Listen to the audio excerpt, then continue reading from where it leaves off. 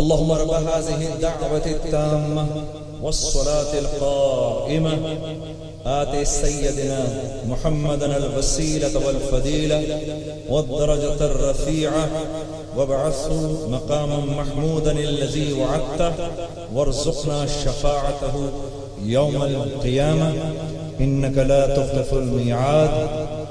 عزیزان گرامی، میں ہر دفعہ اذان کے بعد آپ کے سامنے یہ بات عرض کرتا ہوں کہ اذان کے بعد دعا مانگا کریں کہ یہ فوراً قبول ہوتی ہے. ایک چھوٹی سی عرض اور ہے کہ مجھے ابھی 2-3 دن پہلے ایک بھائی نے ایک میسج کیا کہ بھائی میں بھی اذان دینا چاہتا ہوں، میں بھی چاہتا ہوں مجھے اذان کا اجر ملے. تو میں روز سوچ رہا تھا کہ میں اپنے اس بھائی کی اس بات کو آپ سے کروں گا کہ جب اذان ہو رہی ہو تو جب مؤذن بولے اللہ اکبر تو آپ پیچھے سے بولیے اللہ اکبر. وہ دوبارہ بولے اللہ اکبر، آپ پھر بولے اللہ اکبر. وہ بولے اشہد ان لا الہ الا اللہ، آپ بولے اشہد ان لا الہ الا اللہ. وہ بولے اشہد ان محمد رسول اللہ، آپ بولے اشہد ان محمد رسول اللہ. جب وہ بولے حی علی الصلاۃ، آپ بولیں لا حول ولا قوۃ الا باللہ. پھر وہ بولے حی علی الفلاح، آپ بولیں لا حول ولا قوۃ الا باللہ. اگر فجر کی اذانوں میں جاگے ہوئے ہیں وہ کہے الصلاۃ خیر من النوم، آپ فرمائیں صدقت و بررت ایک دفعہ.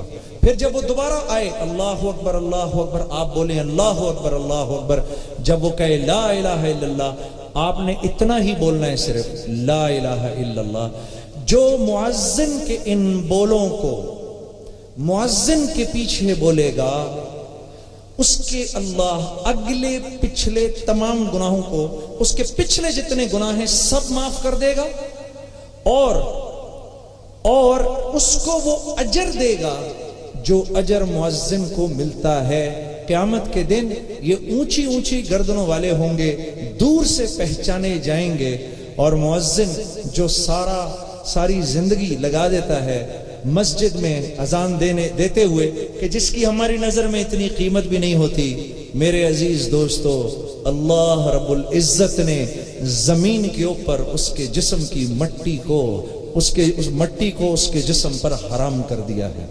تو مؤذن کے تو جسم کی جو مٹی ہے، زمین کی مٹی، اس کو بھی ہاتھ نہیں لگا سکتی. تو جب آپ وہ دعا پڑھیں گے، جب آپ یہ دعا پڑھیں گے، کلمات پڑھیں گے مؤذن کی اذان کے پیچھے، اللہ آپ کو ایسا ہی اجر عطا فرمائے گا.